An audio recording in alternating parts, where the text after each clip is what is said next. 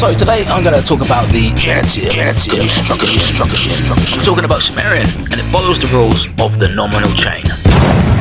So a quick recap, that's positions 1 through 5, head, modifier, possessor, plural, and then case. But with position 3 being able to utilize an entirely new noun phrase following the same set of rules. And you can have multiple genitive constructions this way in the same phrase, sort of like a Russian nesting doll. But anyway, let's give you some official labeling and some examples quickly.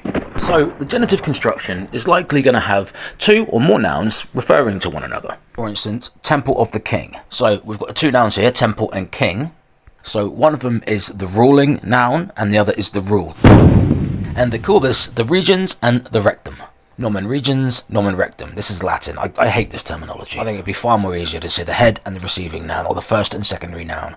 But as we've seen, the Sumerians organized their sentences differently. So let's just keep the English for a second, but assemble it as the Sumerians would have it. And Sumerians didn't define articles either, so we can get rid of that. And let's pull up the Sumerian too. E tu lugal la tu.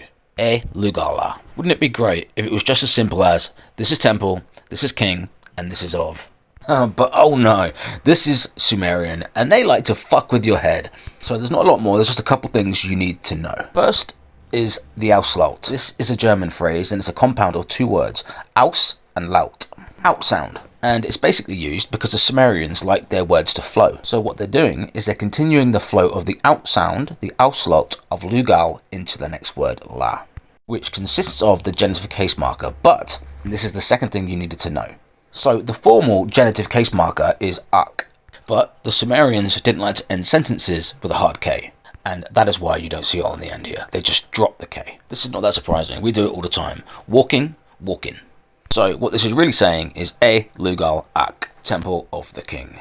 So what happens when there's multiple genitive constructions in the same clause? What if I wanted to say the house of the son of the king of Ur? Well, it's going to have to be constructed like this. Noun 1, 2, 3, and 4. Then we've got the 3 genitives accumulating at the end. This obviously still fits with the nominal chain. We've got positions 1, 1, 1, 1, 5, 5, and 5. And it's going to look like this. A2, dumu lugal urumaka.